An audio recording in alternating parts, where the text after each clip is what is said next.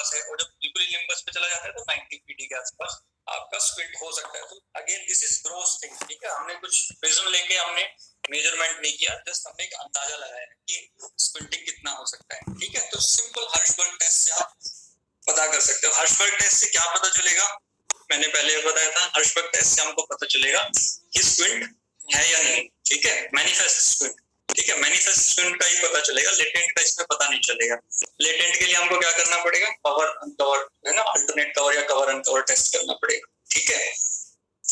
तो सबसे पहले आपको पता चलना चाहिए कि स्क्विंट है या नहीं है, ठीक है, मैनिफेस्ट स्क्विंट, वो आपको हर्शबर्ग टेस्ट से पता चलेगा। सेकंड इज टाइप कौन सा है, स्क्विंट है तो इसो है या एक्सो है, आंख अंदर की तरफ है तो इसो है, बाहर की तरफ है तो एक्सो है, सिंपल, ठीक है। थर्ड थिंग जो ग्रोसली हमको अंदाजा लग सकता है वो कितने डिग्री का या कितने प्रिज्म डायोप्टर का स्क्विंट है, ठीक है।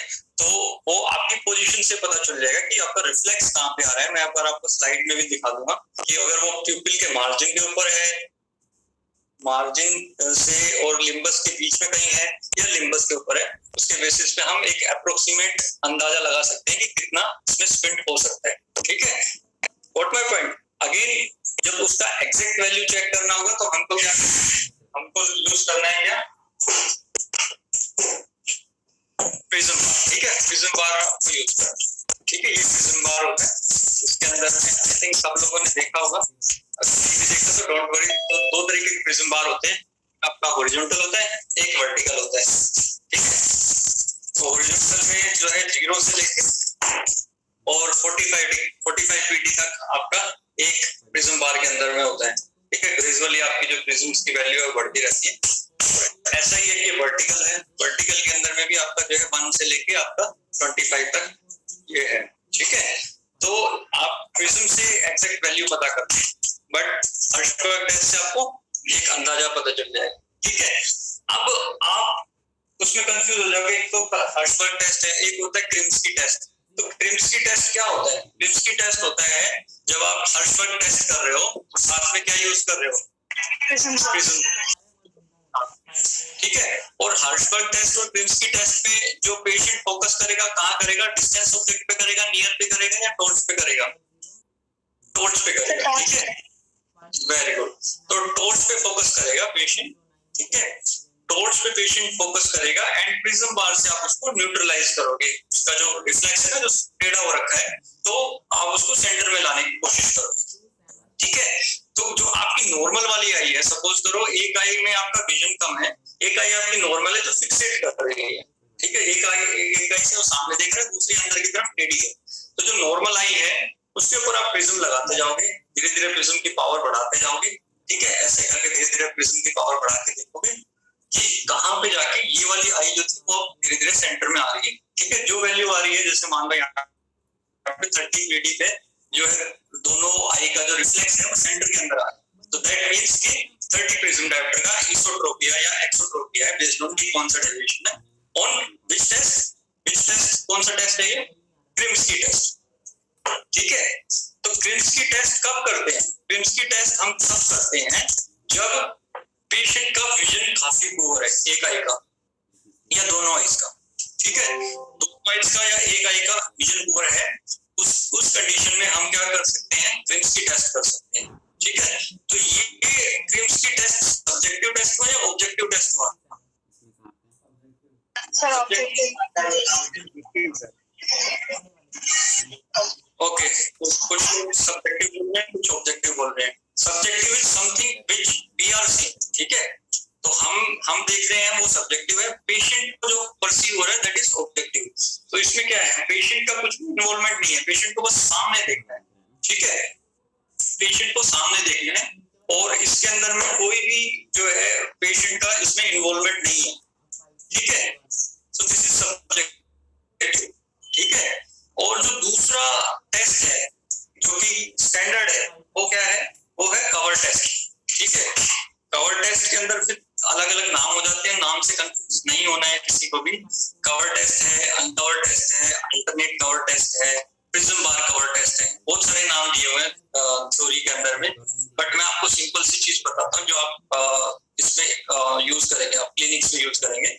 उसके अंदर क्या करना है, पेशेंट को आपने देखा, ठीक है, पेशेंट को देखा, दोनों आंख का विजन ठीक है, आपको लग रहा है कि इसोट्रोपिया है, ठीक है, तो आप क्या करेंगे, एक आई को ऑक्लूड करेंगे, तो जो आई अंदर की तरफ थी वो सेंटर में आ जाएगी, फिर इसको करेंगे तो ये वाली आंख जो है वो सेंटर में आ जाएगी, ठीक है। अल्टरनेटिवली एक आंख सेंटर में आएगी, फिर दूसरी सेंटर में आएगी, तो इस तरीके से आपका जो है अल्टरनेट कवर टेस्ट के अंदर में आपको मूवमेंट दिखेगी, ठीक है। तो ये मैं क्या कर रहा हूँ, अल्टरनेट कवर टेस्ट कर रहा हूँ, ठीक है ना। I am covering one eye other eye, ठीक है।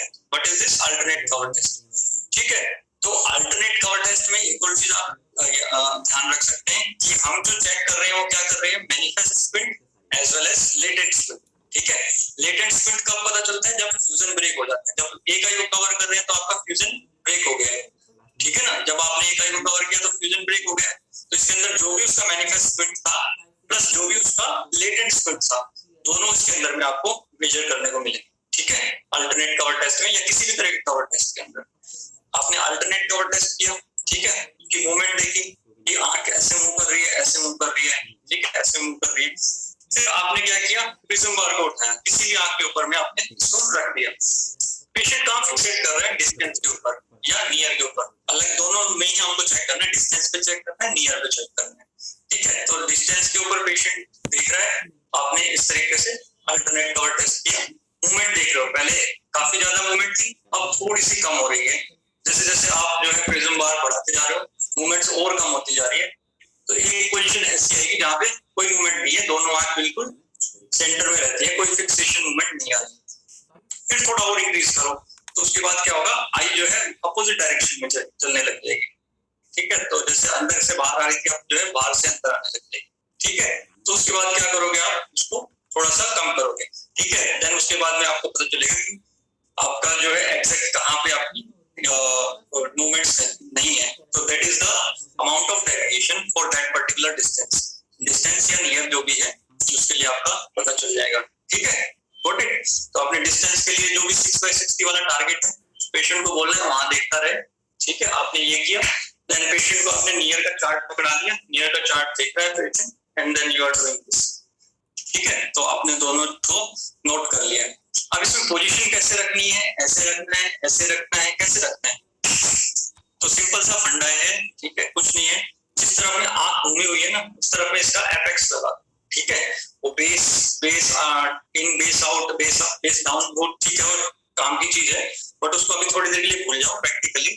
जिस तरफ में आंख अंदर की तरफ में है, तो कैसे लगाओगे प्रिज्म को कि जो उसका एपेक्स है वो अंदर की तरफ हो जाए, ठीक है ना। तो उसके बाद में आप कवर टेस्ट करोगे। अगर मेरे को इस साइड पे लगाना है तो कैसे करूंगा, मैं ऐसे लगाऊंगा, जैसे इसका यहाँ पे देखो, यहाँ पे इसका एपेक्स है, यहाँ बेस है, तो मैंने इसोट्रोपिया के अंदर में जहाँ पे एपेक्स है वहां लगाया है। अगर इस साइड पे लगाना है तो मैं उल्टा करके ऐसे लगाऊंगा, ठीक है। तो अगेन यहाँ पे एपेक्स अंदर की तरफ आ, ठीक है। एक्सोट्रोपिया में देखना है तो कहां से करूंगा मैं, कि जो आई बाहर की तरफ डेविएट हो रही है, तो उसके अंदर में आप जो है एपेक्स बाहर की तरफ रखोगे, ठीक है। और फिर अगर इस साइड पे लगाना है तो ऐसे ही होगा, ठीक है, एपेक्स बाहर, ठीक है। क्लियर है ये पोजीशन। और अगर वर्टिकल आप चेक कर रहे हो, एक आई हाइपर है, एक हाइपो है, तो जो आई ऊपर की तरफ है, जो आई ऊपर हो रही है, उसी के अंदर में आप प्रिज्म लगाओगे, जो कि एपेक्स अप होएगा, ठीक है, एपेक्स अप, ठीक है। या इस तरफ में जो डाउन पोजीशन में उसमें अपोजिट करके लगा दो, ठीक है। क्लियर है, सिंपल चीज है ये।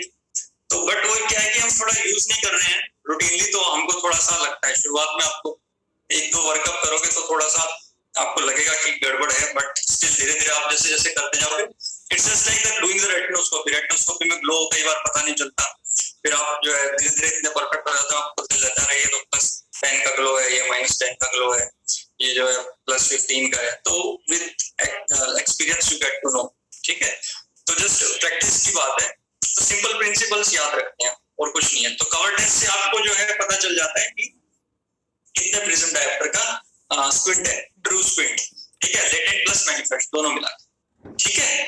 तो जो भी आपको स्क्विंट का अगर मान लो ऑपरेशन करना है, तो आपको पता होना चाहिए कि पहली चीज की स्क्विंट है या नहीं है, दूसरी चीज स्क्विंट किस टाइप का है, ठीक है, तीसरी चीज कि उसकी जो अमाउंट है वो कितना है, ठीक है। तो अमाउंट हमारे लिए बहुत इंपॉर्टेंट है कि कितना प्रिज्म डायोप्टर का स्क्विंट है, उसी के बेसिस पे हम जो है आप इसकी स्पिन की सर्जरी प्लान करते हैं। तो अभी तक हमने क्या देखा कि पेशेंट आया, पेशेंट का आपने सारा वर्कअप किया, जो भी रूटीन का वर्कअप करते हो, देन उसके बाद हर्षबर्ग टेस्ट किया। हर्षबर्ग टेस्ट सभी में करना है, चाहे पेशेंट का विजन अच्छा है या पुअर है सबके अंदर। अगर पेशेंट का विजन पुअर है तो आप फिर मेजरमेंट के लिए क्या करोगे, क्रिम्स की टेस्ट करोगे। अगर पेशेंट का विजन अच्छा है तो क्रिम्स की टेस्ट नहीं करोगे, क्या करोगे, cover test with the prism bar, जिसको पीपीसीटी भी बोलते हैं, ठीक है, प्रिज्म बार कवर टेस्ट। ठीक है, सिंपल सा ये फंडा है, इससे आपका मोटर इवैल्यूएशन हो जाती है। मोटर इवैल्यूएशन में एक चीज और बच रही है, जो कि है आपका एक्स्ट्राओकुलर मूवमेंट्स। ठीक है, एक्स्ट्राओकुलर मूवमेंट्स चेक करना बहुत जरूरी है। तो एक्स्ट्राओकुलर मूवमेंट्स बहुत सिंपल है, बट उसमें थोड़ी चीजें आपको ध्यान रखनी होती है। एक्स्ट्राओकुलर मूवमेंट्स में दो चीजें होती है, डक्शंस एंड वर्जन्स। ठीक है, डक्शंस क्या होती है, जो मोनोकुलर मूवमेंट्स होती है, अप डाउन, एलिवेशन, डिप्रेशन, ठीक है, एडक्शन, एबडक्शन, ये जो है आपकी डक्शन मूवमेंट है। हाँ, और दोनों आईज एक साथ मूव कर रही है, एक आई को कवर करा रहे हो, दीज आर डक्शन मूवमेंट्स। ठीक है, दोनों आई से चेक कर रहे हो, दीज आर वर्जन मूवमेंट्स। ठीक है, ठीक है, तो इसके अंदर में आपका लिगोवर्जन, डेक्स्ट्रोवर्जन, ठीक है, तो ये सब आपका वर्जन मूवमेंट्स का आता है। तो 9 डेज के अंदर में आपको देखना है पेशेंट को इस तरीके से, आपका कोई भी पॉइंट, कोई पेन है या कुछ भी आपका छोटा टॉर्च है या कोई भी आपका टारगेट है, उससे आपको दिखाना है। एडक्शन चेक करना है, अबडक्शन चेक करना है, डिप्रेशन, एलिवेशन है, उसके बाद में ईसाई का, ठीक है, पूरा चेक करना है 9 डेज के अंदर में। फिर उसके बाद में दोनों आइज का, ठीक है, दोनों आइज का चेक करके और फिर उसके बाद आपको देखना है। ठीक है, तो ये आपका एक्स्ट्राओकुलर मूवमेंट्स में आता है। एक्स्ट्राओकुलर मूवमेंट्स किसलिए इंपॉर्टेंट है, पहली चीज कि उसको पेशेंट को पैरालिटिक स्क्विंट है, कोई उसको ट्रॉमा हुआ है, ठीक है, कोई उसको मान लो रेस्ट्रिक्टिव स्ट्रैबिस्मस है। अगेन स्ट्रैबिस्मस बहुत ज्यादा बड़ी चीज है, वास्ट चीज है, मैं आपको एक ही उसमें सारा कंफ्यूज नहीं करना चाहता हूँ। तो बट ये है कि आपका कंकमिटेंट और इनकमिटेंट स्क्विंट के अंदर में आपको पता करने के लिए एक्स्ट्राओकुलर मोटिलिटी चेक करना जरूरी है। आपको सिर्फ ये पता भी चल जाए कि मूवमेंट्स, उसकी एक्स्ट्राओकुलर मूवमेंट्स नॉर्मल है या एबनॉर्मल है, इतना भी पता चल जाए वो भी, ठीक है ना। तो कि आपका जो है मूवमेंट्स पूरी हो रही है, पूरी फुल, या थोड़ा सा कहीं पे कुछ रेस्ट्रिक्शन है, एलिवेशन में, डिप्रेशन में, ठीक है, लिगोवर्जन में और डेक्स्ट्रोवर्जन में कहीं पे कुछ लिमिटेशन हो रही है, वो भी आप बता दें तो that is more than sufficient I think. ठीक है, बाकी डिटेल में आई थिंक एक्स्ट्राओकुलर मोटिलिटी का मैं आपको बाद में बता दूंगा। तो आई थिंक ये जो 3-4 सिंपल स्टेप्स आप कर लेते हो स्क्विंट का, तो इसमें आपका 80 to 90% आपका स्क्विंट इवैल्यूएशन खत्म हो जाता है। बचता क्या है, सेंसरी इवैल्यूएशन बचता है। बट फोटो टेस्ट जो है आपका बेगोलिनी टेस्ट और जो है डिप्लोपिया चार्टिंग, फिर उसके बाद में कुछ पेशेंट को अगर मान लो कुछ स्पेसिफिक टेस्ट करना है, डबल मेडोक्स रोड या कुछ ऐसे, these are some of the test जो कि सब पेशेंट्स में हम यूज नहीं करते। किसी पेशेंट में जब आपको लगता है तो हम यूज करते हैं, पार्ट 3 स्टेप टेस्ट है। तो बट आप सिर्फ इतना भी इवैल्यूएट करके दे देते हैं, तो आपके कंसल्टेंट की काफी हेल्प हो जाती है। ठीक है, तो अब किसी का कोई डाउट है तो पूछ सकते हैं यहाँ तक। सर हाँ जी, हाँ सर, अभी आपने बोला जो क्रिम्सकी टेस्ट था वो सब्जेक्टिव टेस्ट होता है, बट हम जो सब्जेक्टिव रिफ्रैक्शन करते हैं उसमें पेशेंट का एफर्ट जरूर होता है, और अगर हम रेटिनोस्कोपी करते हैं तो हम ऑब्जर्व करते हैं। सेम तो क्रिम्सकी में भी कर रहे हैं, हम ऑब्जर्वेशन ही कर रहे हैं खुद से, पेशेंट का कोई भी इन्वॉल्वमेंट नहीं है। तो फिर वो सब्जेक्टिव टेस्ट किससे हुआ, क्रिम्सकी टेस्ट, क्रिम्सकी टेस्ट में देखो क्या है, पेशेंट क्या देख रहा है, पेशेंट क्या देख रहा है वो हम चेक कर रहे हैं ना। पेशेंट का टॉर्च की तरफ देख रहा है एंड उसके अंदर कितना डेविएशन आ रही है, ठीक है, this is what patient is perceiving. ठीक है, तो ये जो है दिस इज पेशेंट का जो भी परसीव कर रहा है, मतलब जो उसकी डेविएशन है वो इसमें पता चलती है। ठीक है, एक बार मैं आपको ये कंफर्म करके बता दूं, इसके जो है I think this is subjective as far as I know, but मैं अभी इसमें फर्दर कमेंट करने से पहले मैं आपको कंफर्म करके बताऊं। ठीक है, इसको हम डिस्कस कर सकते हैं बाद।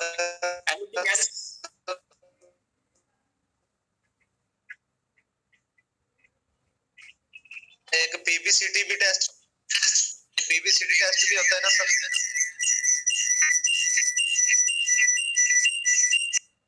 PBCT is nothing but prism bar cover test, जो मैंने आपको बताया ना, this is prism bar and this is the occluder, ठीक है? प्रिज्म बार और occluder को लगा के जो करते हैं ना, that is PBCT, ठीक है? प्रिज्म बार सर एक दिन पहले आईज क्लोज करवाते हैं ना पेशेंट की, उसके ऊपर पैड रख के सर, फिर नेक्स्ट डे बुलाते हैं, तो उसमें जो पीबीसीटी वो किस पर्पस के लिए? That is different thing. जब आपका उसके अंदर टीनेशियस प्रोक्सिमल फ्यूजन होता है ना, जब आपका डिस्टेंस और नियर के अंदर में काफी डेविएशन का डिफरेंस आ रहा हो, या आपको लग रहा है कि लेटेंट कंपोनेंट बहुत ज्यादा है पेशेंट का, और जो उसकी जो चेक कर रहे हैं वैल्यूज आ रही है वो आर डिफरेंट, तो उस केसेस के अंदर में हम एक आई को कवर करते हैं लंबे टाइम तक।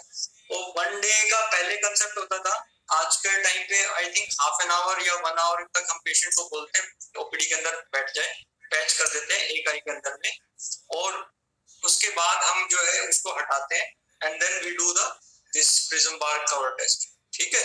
तो उसका एक स्पेसिफिक रीजन होता है कि आपका डिस्टेंस में जो डेविएशन आ रहा है, तो जो नियर में डेविएशन आ रहा है उसमें काफी डिफरेंस आ रहा हो, या आपको ऐसा लग रहा है कि इसकी जो रीडिंग्स आ रही थी पहले आपने चेक किया वो अलग आ रही थी, आप चेक किया वो अलग आ रही है, उस केसेस में आप जो है लंबे टाइम तक उसको पैच कर सकते हैं। 1 डे आई थिंक कर सकते हैं, बट आजकल जो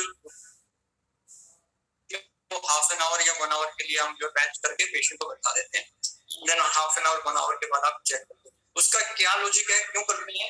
आपका जब एक आई को कवर कर लेते हो ना, तो उसके अंदर जो आपका प्रोक्सिमल फ्यूजन का कंपोनेंट है, फ्यूजन का एक कंपोनेंट होता है प्रोक्सिमल फ्यूजन, तो प्रोक्सिमल फ्यूजन का जो कंपोनेंट होता है एक आई ओक्लूड करने के बाद में वो ब्रेक हो जाता है, उसके बाद में जो नियर का जो डेविएशन है वो आपको एग्जैक्ट मिलेगा, ठीक है? तो ये स्पेसिफिकली जो इंटरमिटेंट एक्सोट्रोपिया है ना, या कांस्टेंट एक्सोट्रोपिया है, उनके अंदर में यह करते हैं, ठीक है?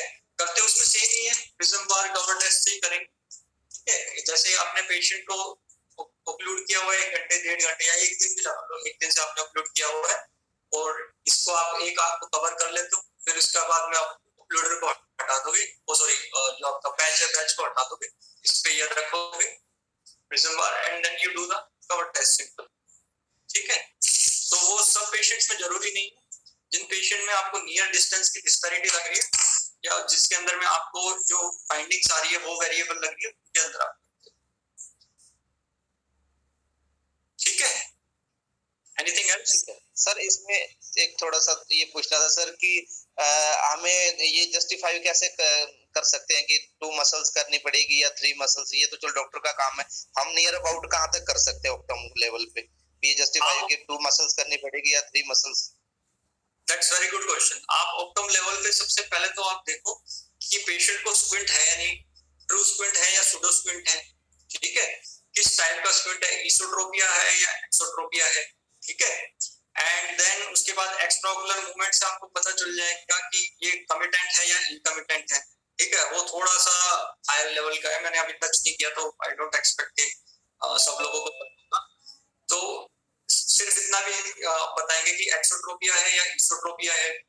देन उसके बाद अगर आपके पास प्रिज्म बार है तो प्रिज्म बार और कंप्यूटर से या सिंपल हैंड से भी आप कर सकते हो, इसके साथ में भी आप जो है कवर टेस्ट करके या क्रिम्सकी टेस्ट करके आप उसकी मेजरमेंट कर सकते हो कि कितने प्रिज्म डायमीटर का स्क्विंट है, ठीक है?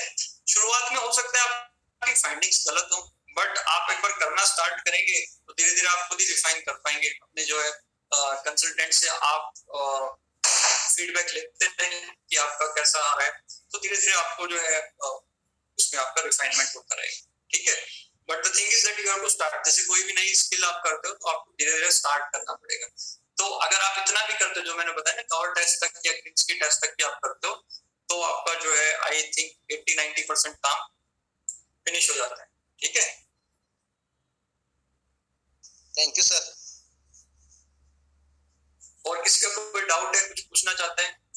देखो कवर टेस्ट और इसके अंदर ना बहुत सारे लोग कंफ्यूज होते हैं, मैं भी कंफ्यूज हो जाता था पहले पढ़ता हूँ, तो बस इसमें आप ज्यादा इसमें डिटेल में जाना नहीं है, जो मैंने बताया उन चीजों का आप ध्यान रखें, ठीक है? तो अगर विजन अच्छा है, देखो अगर आपको मेजरमेंट करना है ना तो प्रिज्म बार को उठाना पड़ेगा, बिना प्रिज्म बार के आप सिर्फ एक अप्रोक्सीमेट वैल्यू लगा, प्रिज्म बार को आप यूज कर रहे हो सिर्फ टॉर्च के साथ यूज कर रहे हो तो दैट इज Krinsky टेस्ट। अगर आप प्रिज्म बार को यूज कर रहे हो, पेशेंट को बोल रहे हो डिस्टेंस पे देखो and then you are doing this occluder के साथ में कवर टेस्ट कर रहे हो, दैट इज PBCT। ठीक है, प्रिज्म बार कवर टेस्ट। अगर प्रिज्म बार यूज नहीं कर रहे हो, ये वाला टेस्ट यूज कर रहे हो तो that is alternate cover test. Alternate cover test से आपको पता चल जाएगा सारी चीजें except the amount of the screen. ठीक है, अमाउंट निकालने के लिए कितना है प्रिज्म डायोप्टर का, आपको प्रिज्म बार यूज करना पड़ेगा। ठीक है, और कुछ पूछना चाहते हैं? हाँ जी, जो लूज प्रिज्म्स होते हैं उनका यूज करना है। Loose prisms and prism bar are same things. उसके अंदर क्या है कि ये जो लूज प्रिज्म्स है इसको एक के नीचे दूसरा लगाया हुआ है। ठीक है, तो ये प्रिज्म का बार बन गया है। अगर इनके प्रिज्म्स को आप निकाल के अलग अलग यूज करोगे तो दोज आर लूज प्रिज्म्स। तो वो सेम ही चीज है, चाहे आप इसको ऐसे यूज करो चाहे आप जो है लूज प्रिज्म्स को यूज करो, उससे ज्यादा कुछ फर्क नहीं पड़ता है। बट सर जैसे सॉरी सर, जो प्रिज्म स्पेक्स बनते हैं सर, वो कौन से पेशेंट को कौन सी कंडीशन में रिक्वायरमेंट बनती है सर? जो आपके ग्लास के अंदर प्रिज्म्स डाले जाते हैं ना, वो दो टाइप के हैं। एक तो आपका जो होता है फ्रेनेल प्रिज्म्स होते हैं, ठीक है, एक आपका जो होता है उसके अंदर में ग्राइंड कर देते हैं, ग्राउंड प्रिज्म्स होते हैं। ठीक है, जो आपका चश्मा है उसी के अंदर में उसको घसाई करके और प्रिज्म उसमें एडजस्ट कर देते हैं। तो आई थिंक 5 से 8 प्रिज्म डायोप्टर तक मैक्सिमम, कई लोग 10 तक भी कर देते हैं। 10 तक आई थिंक आपका प्रिज्म डायोप्टर है तो वो आपका चश्मे के अंदर ही ग्राउंड कर देते हैं। बाकी उससे ज्यादा है तो उसके ऊपर एक शीट जैसी लग जाती है, उसको फ्रेनेल प्रिज्म बोलते हैं। ठीक है, तो किसी ने देखा हो तो गूगल का इमेज देख लेना, तो एक वो शीट जैसी लग जाएगी एक तरफ में, एक चश्मे के एक ग्लास के ऊपर। तो those are like Fresnel prisms. वो हम यूज करते हैं जब पेशेंट को डिप्लोपिया है। ठीक है, थोड़ा डिप्लोपिया, मान लो पेशेंट को ट्रोमा हो गया है, ट्रोमा के बाद में थोड़ा सा वर्टिकल स्क्विंट है। ठीक है, और पेशेंट काफी जो है इरिटेट हो रहा है उससे, या मान लो इसो है एक्सो है, थोड़ा सा आ रहा है 5-10 पीडी का, आपने सर्जरी कर दिया, उसके बाद भी थोड़ा बहुत पेशेंट बोल रहा है and then you are checking the prisms की, उसका प्रिज्म्स के साथ में जो है डिप्लोपिया कम हो रहा है। ठीक है, तो जितने प्रिज्म डायोप्टर का आपका जिससे डिप्लोपिया सेट हो रहा है वो आप उसके ग्लास में लगा के दे दोगे। ठीक है, तो ग्लास में लगाने के बाद में ही विल फील बेटर। तो इसका इंडिकेशन किन किन कंडीशन में, पोस्ट ट्रोमा के बाद हुआ है, ठीक है, या फिर आपने सर्जरी किया है, या उसको क्या है कि डिप्लोपिया जो है काफी टाइम से है, बोदरिंग है और उसका अमाउंट बहुत ज्यादा नहीं है, मतलब 8-10 प्रिज्म है, 12 प्रिज्म है, मैक्सिमम 15। ठीक है, हालांकि लोग उससे ज्यादा का भी देते हैं, बट उसके बाद फिर उसकी ना इमेज क्वालिटी पुअर हो जाती है। जब ज्यादा प्रिज्म आप देते हो ना तो पेशेंट को एक आंख से 6/6 किया तो उसको 6/12 तक या 6/9 तक ही वो क्लियर दिखता है। तो उन स्पेशल कंडीशन के अंदर में हम जो है ये प्रिज्म वाले ग्लास। Thank you sir. ठीक है, तो प्रिज्म्स के दो यूज होते हैं, ये जो हम यूज कर रहे हैं this is for the diagnosis, और वो जो आप जो पूछ रहे हैं ना ग्लासेस में, those are the therapeutic use. तो थेरेप्यूटिक उसमें कंडीशन में यूज करते हैं जिनके अंदर डिप्लोपिया होता है। ठीक है, तो स्क्विंट बहुत बड़ी चीज है, बहुत सारी चीजें इसमें है, बट आप इन चीजों का बेसिक जो है ना स्टार्टिंग पॉइंट आपका ये है। तो आप ये चीजें आप एक बार स्टार्ट करेंगे ना अपना ओपीडी के जनरल प्रैक्टिस के अंदर, जो भी आपका स्क्विंट का पेशेंट आता है उनके साथ में, तो सबसे पहले जो पेशेंट्स जो आए एक्सोट्रोपिया से आप स्टार्ट करो। जो 8-10 साल से ऊपर वाले बच्चे हैं उनसे स्टार्ट करो। ठीक है, उससे छोटे वाले कोऑपरेटिव नहीं होते हैं बच्चे, थोड़े से अनकोऑपरेटिव होते हैं। तो 10-12 साल का बच्चा है, 15 साल का, 25 अडल्ट भी है तो अडल्ट तो कर ही सकते हैं, उनसे आप देखना स्टार्ट करो। और कुछ जो भी कुछ आपको कुछ लगता है आप मेरे से डिस्कस करना चाहते हैं, any time you can call me, WhatsApp कर सकते हैं। WFDT और बता दीजिए birth photo. Sorry, WFDT test में क्या होता है बेसिकली? तमन्ना मैम एक बार आप स्लाइड ऑन कर सकते हैं क्या? हाँ जी सर।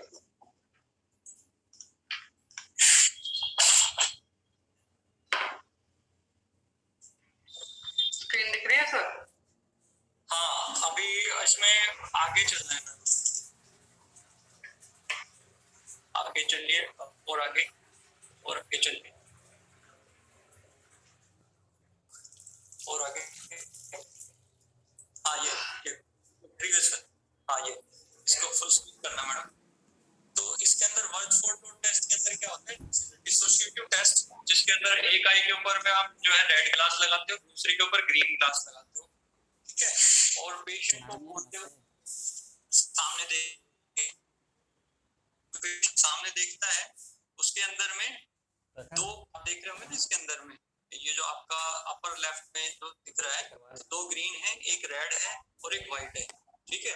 तो रेड ग्रीन ना लाइक तो वो जो है ना एक दूसरे के अपोजिट होते हैं। तो रेड वाली आई से आपको जो है ना रेड जिस आंख पे आपने रेड ग्लास लगाया उससे आपको ग्रीन नहीं दिखेगा, ग्रीन वाले से आपको रेड नहीं दिखेगा, ठीक है।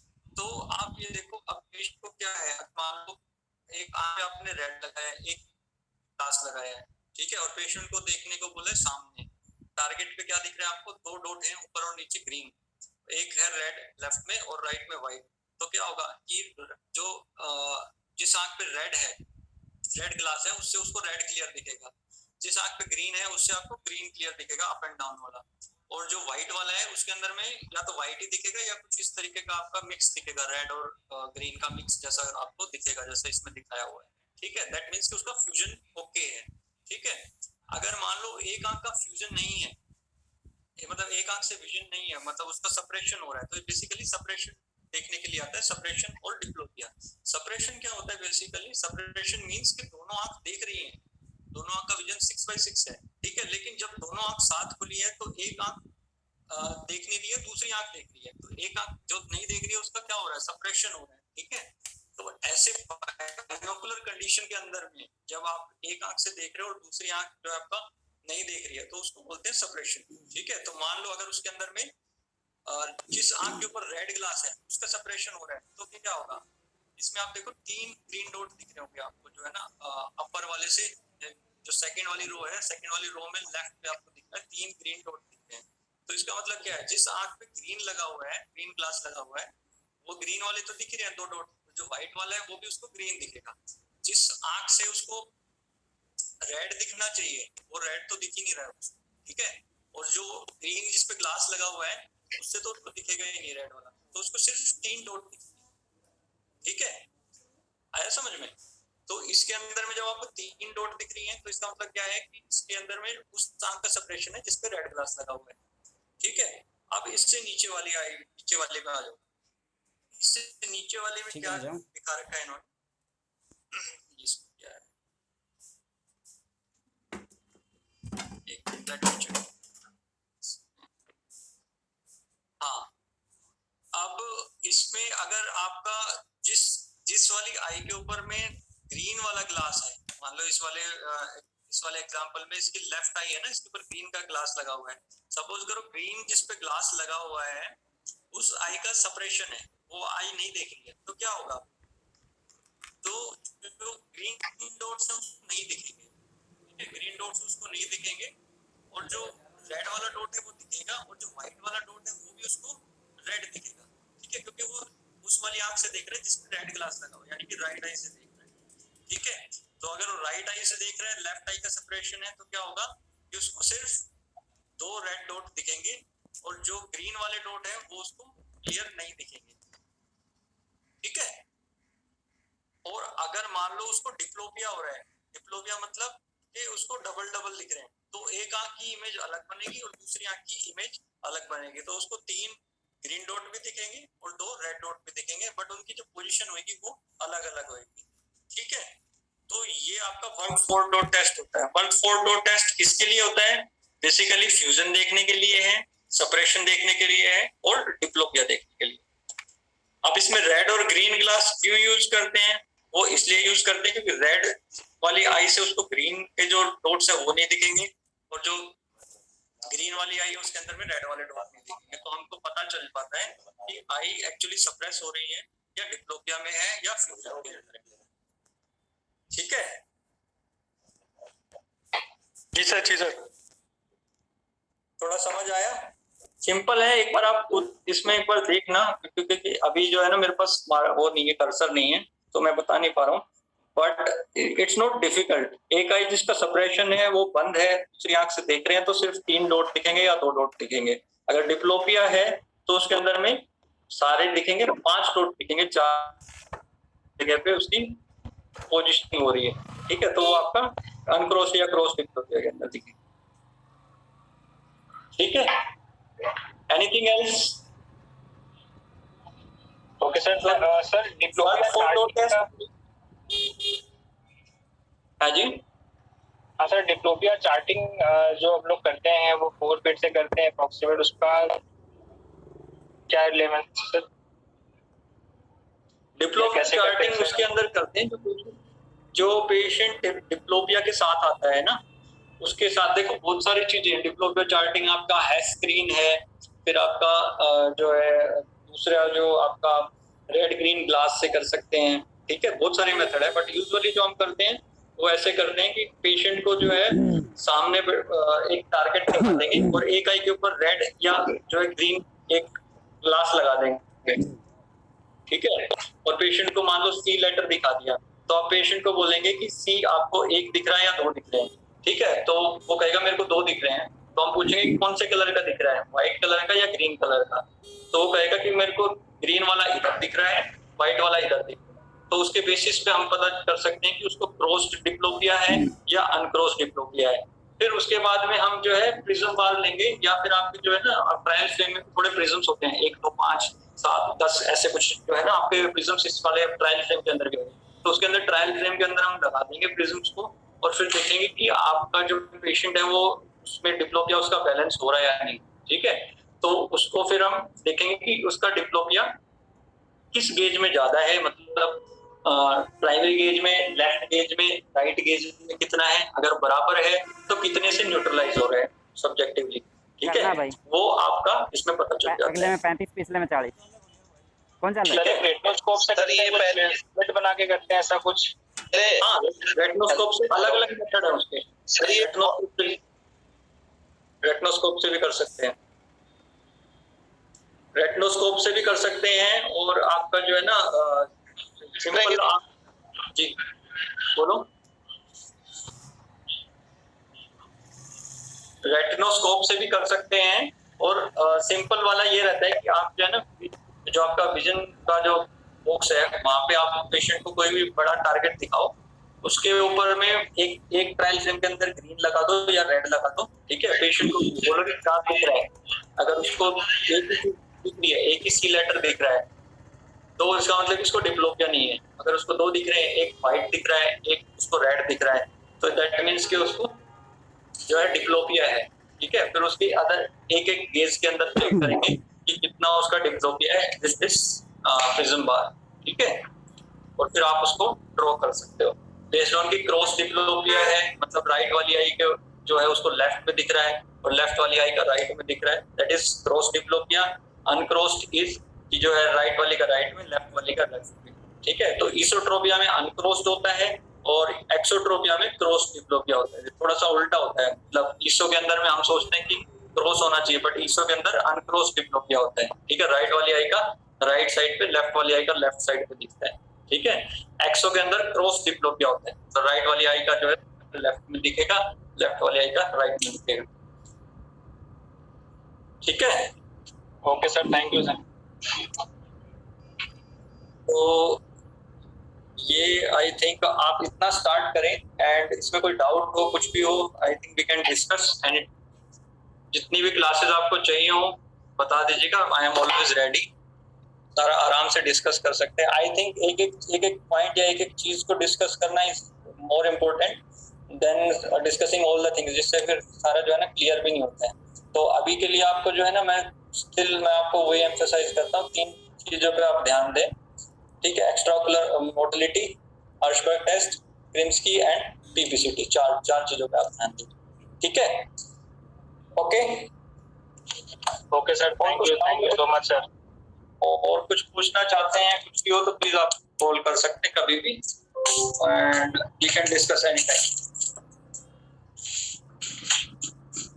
ठीक है जी, चलो thank you sir, thank you so much, thank you everyone for joining. कुछ भी डाउट हो डॉक्टर गौतम को डायरेक्टली भी कॉल कर सकते हैं आप लोग, या हमसे कोऑर्डिनेट करवा सकते हैं प्लीज।